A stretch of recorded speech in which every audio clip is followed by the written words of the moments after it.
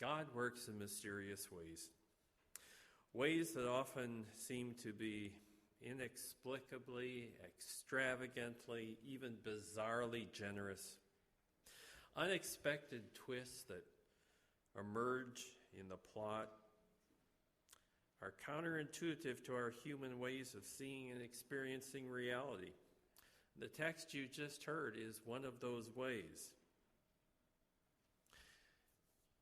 If we think about scriptures, almost any of them, we find these twists. Things don't come out the way we might expect them to. If you go back to the story of Adam and Eve, God builds this wonderful garden. They live in it for a short time.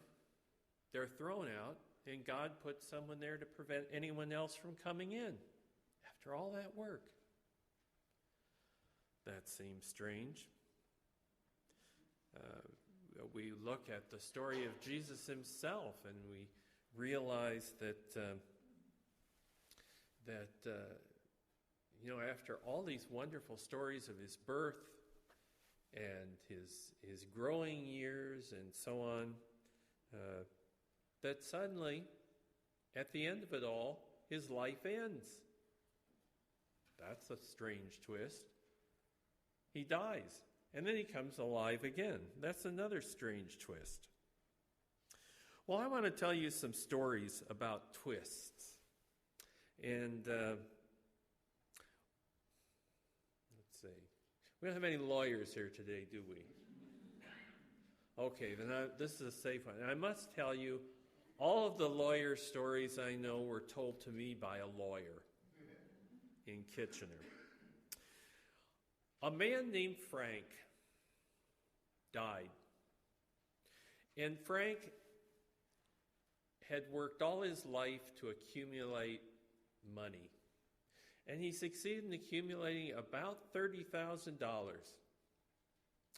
And so Frank thought, if I could do anything, I'd like to take that $30,000 with me when I die. So shortly before his death, he called together his pastor, his doctor, and his lawyer. And he gave each one of them an envelope containing $10,000. And he said, when I die, come to my funeral and put those envelopes into my coffin so I can take that $30,000 with me. So the day comes, he dies. The three friends do what it seems they have been asked to do, but later in the week they meet for lunch. And they sit for a while and chat. And finally the pastor says, and I'm going to say it was the pastor who confessed first just simply because I'm a pastor and I'm telling the story. The pastor said to the other two, I want to confess I didn't do what Frank told us to do. He says, I kept remembering that Frank really liked the music at church. And so I only put $5,000 into the envelope. I took $5,000 out and I put them in the new church organ fund. And after a while, the doctor said, well, I need to confess too. He said, Frank always told me how wonderful my care was that I gave him. And so I'm thinking Frank would have really liked me to use some of that money for this new clinic I'm building. So I took out $5,000 and put it into the new clinic fund. Well, the lawyer sits and listens to these confessions, and he says, I'm always the butt of jokes. Lawyers are always the butt of jokes. But he says, this time, it's not my fault. He says, I did more than was expected of me. He said, I took the $5,000, Pastor, that you put in the coffin, and I took the $5,000 that you, doctor, put into the coffin, and I did not put in the $10,000 that I had to put in the coffin. But I did put in a personal check for $30,000. Now, that's a story with a twist. That, by the way, is not a true story. The other story I'd like to share with you, and this one you may have heard, I don't know, this is supposedly a true story. But it's about a little boy, well, a 9-year-old boy who lived in rural Tennessee. And he lived in a home with his parents and his younger brother. And one day, a bus stopped in front of their house, and a man got out and came in and introduced himself as the bus pastor or bus captain from a local church. And he said to the boy, can I speak to your parents? And the boy said, my parents aren't home. He said, they always leave and go away on the weekend, and they leave me to take care of my little brother. He says, every weekend? Yes. He says, well, what church do you go to? And the boy says, well, I've never been to church. I don't go to church. My family doesn't go to church. And the bus pastor said, have you ever heard the story about Jesus? The boy says, no. And so the pastor told him the story of how Jesus died for people, for their sins, and to bring them into a redemptive relationship with God. And he said to the little boy, would you like to accept this free gift that God offers you? And the boy said, well, yes, I'd love that. And he did. Right there, he kneeled on the spot with the bus pastor, and he gave his life to Christ. Well, the next day was Sunday, and the bus pastor came in his bus, and he picked up the little boy and his littler brother, and he took them to church, gave them donuts along the way so they'd have some breakfast, and he took them to church. And of course, these boys were confused. They'd never been to church before, and they had no idea what was going on at any point.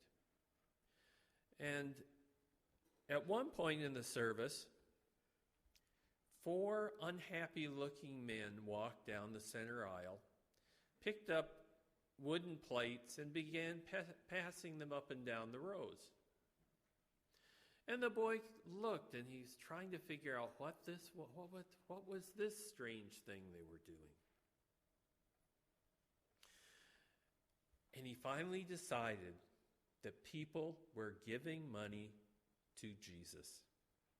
So he started checking in all his pockets and didn't have any money, of course. Didn't have anything that he could put on the offering plate.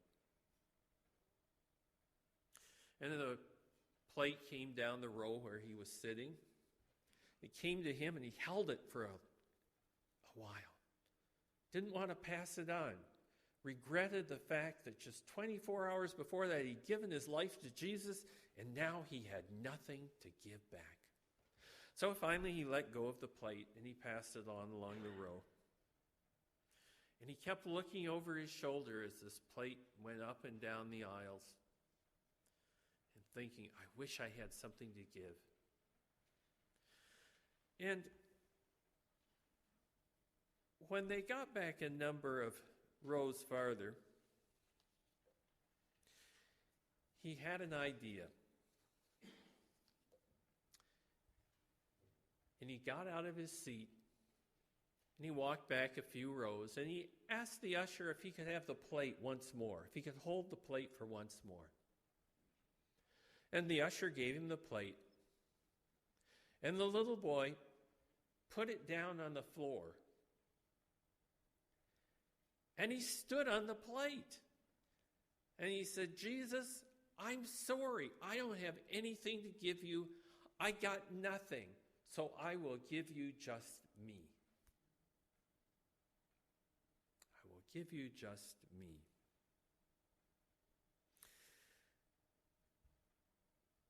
Jesus arrived in Bethany where Lazarus lived. The home that they were in didn't belong to Lazarus. It belonged to a man named Simon, who was a leper. And I mention this only to set the stage for the dinner. First of all, one would never eat dinner at a leper's home unless he or she had been healed already and was clean.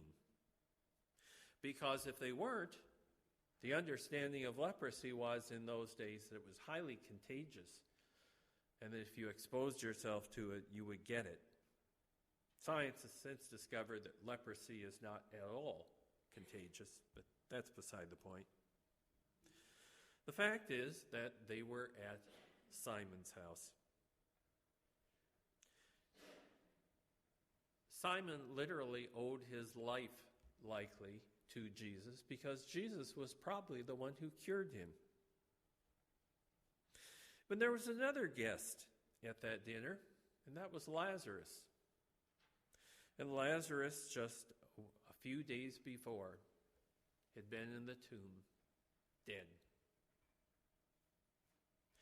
Until Jesus brought him back. Now, can you imagine being at that dinner and hearing Simon and Lazarus talk about how Jesus gave them life? Must have been pretty amazing. It was a good time, but then something amazing happened. Truly unexpected twist, which can only be traced to God. Mary, Lazarus' sister, enters the room, and she brings Jesus a genuine, God-honoring gift. She approaches him, she breaks open her alabaster jar, and she pours it all over his head. And then she falls to her knees and pours what's left on his feet. And she wipes it up with her hair. Fragrance of the perfume would certainly fill the room, but so did tension.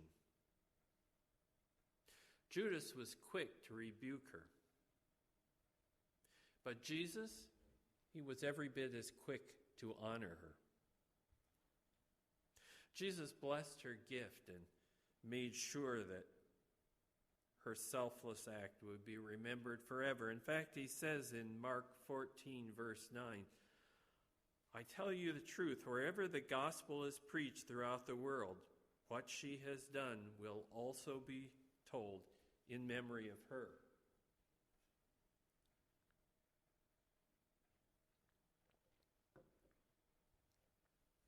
Extravagant love is a precious thing. Let's hear from another gospel. In John's Gospel, chapter 12, verses 1 through 3, it says, 6 days after the Passover, Jesus came to Bethany where Lazarus lived, whom Jesus had raised from the dead.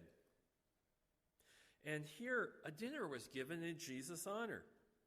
Martha served, while Lazarus was among those reclining at the table with him. And then Mary took a pint of pure nard, an expensive perfume. She poured it on Jesus' feet, wiped his feet with her hair, and the house was filled with the fragrance of the perfume.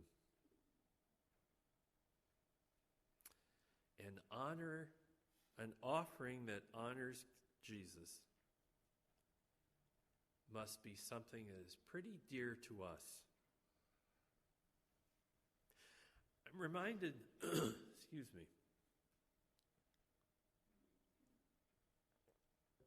I'm reminded of something that David did in 2 Samuel, book of 2 Samuel, chapter 24, verses 18 through 25. And it tells us this. That same day, Gad, the prophet, came to David and said, "Go and build an altar on the threshing floor of Araunah the Jebusite." David did what Gad told him, which was what God had commanded him to do. Araunah looked up, and he saw David and his men coming his way. He met them, bowing deeply, honoring the king, and saying, "Why has my master the king come to see me?" David said, "To buy your threshing floor, so that I can build an altar to God here and put an end to this disaster my people are facing." "Oh," said Araunah, "let my master the king take and sacrifice whatever he wants. Look, here's an ox for the burnt offering, and threshing paddles, and ox yokes for fuel." Araunah gives it all to the king, and my God, your God, will act in your favor. But David the king says to Araunah, "No, I've got to buy it from you for a good price. I'm not going to offer God, my God, sacrifices that are no sacrifice." So David brought the threshing floor and the ox, paying out 50 shekels of silver. He built an altar to God there, and he sacrificed burnt offerings and peace offerings. And God was moved by the prayers, and that was the end of the disaster. The gift Mary brought was a sacrifice, and it was precious to her. She brought the equivalent of 1 year's sacrifice, 1 year's income. Nard was a fragrant ointment, and it had to be imported from the only place where it existed, and that was the Himalayan mountains. The cost? Well, a rough equivalent in modern terms to that much nard in those days would be about $10,000.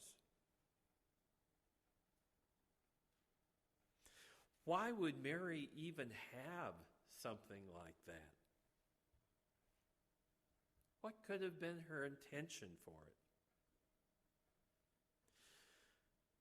The picture of Mary echoes Luke 10:38 through 42, that says she's a devoted disciple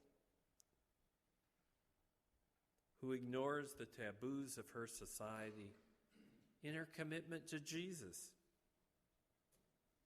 Sitting at his feet as a disciple is not the place for a woman in her day.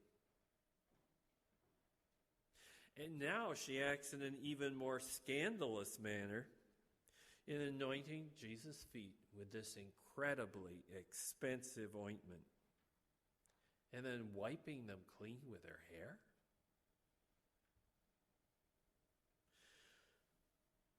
When we hear of someone else's sacrifice, it should encourage us to do more for God too. It should bring out our best in us for Him. A God-honoring offering is not just precious to us, it's pleasant to others. But extravagant love and radical obedience, they're pretty perplexing to some people. John 12:4 through 6 says, "But one of his disciples, Judas Iscariot, who was later to betray him, objected. 'Why wasn't,' he said, 'this perfume sold and the money given to the poor? It's worth a year's wages.' He didn't say this because he cared about the poor, but because he was a thief. As keeper of the money bag, he used to help himself to what was put in it. Not everyone is blessed when others give to God extravagantly or obey Him radically. Even something beautiful and fragrant to God is a stench to others. Judas' statement sounds so spiritual, doesn't it? We should sell this and give the proceeds to the poor. But John unmasks his hypocrisy. As he says in verse 6, he didn't do it out of love for the poor. He did it out of greed. The truth is that those who have been disgusted by extravagance are typically more about themselves than they are about others. Oh, they may mask their disapproval in other language, but the hypocrisy is pretty evident. Do you notice the damage in that story that Judas did? Mary had come in with that sacrifice, and where were all the eyes looking? They were looking at Jesus.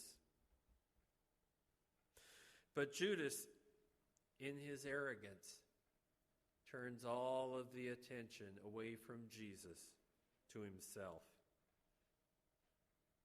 He didn't love Jesus. He was in love with himself. To this day, extravagant love and radical obedience to Jesus will be perplexing to those who gripe. But that shouldn't stop anyone. In spite of the criticism or even the oppression in doing so, we need to seek to please God. Extravagant love is praising to God. It's interesting that the only voice heard in favor of what Mary did that night was the one voice that really mattered. Matthew 26, verse 10 says, "Aware of this, Jesus said to them, 'Why are you bothering this woman? She has done a beautiful thing to me.'" When we really give our gifts to God, He knows it. Jesus emphasized the fact that Mary's gift was for Him. And nothing that we give to God, even if it's ourselves, goes unnoticed by God. Hebrews chapter 6, verse 10 says, "God is not unjust. He will not forget your work." You can never give something to God that will be forgotten. In Mark's account, chapter 14, verse 8 of this event, he adds that Christ said, "But she did what she could. She poured the perfume on my body beforehand to prepare for my burial." The fragrance of that perfume had long since evaporated, but the memory of that woman, it still is with us wherever the gospel is preached. She did what she could, and she honored Christ, and she made a difference. Philip Keller, the writer,